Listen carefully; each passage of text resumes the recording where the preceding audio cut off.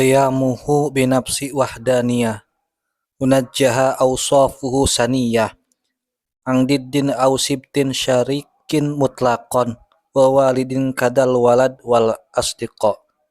Jumeneng kudatna jeung wahdaniyat, luhur bersih di Allah sakabeh sifat, tinu nyaruaan jeung nu milawanan, indung bapa anak sobat pamohalan.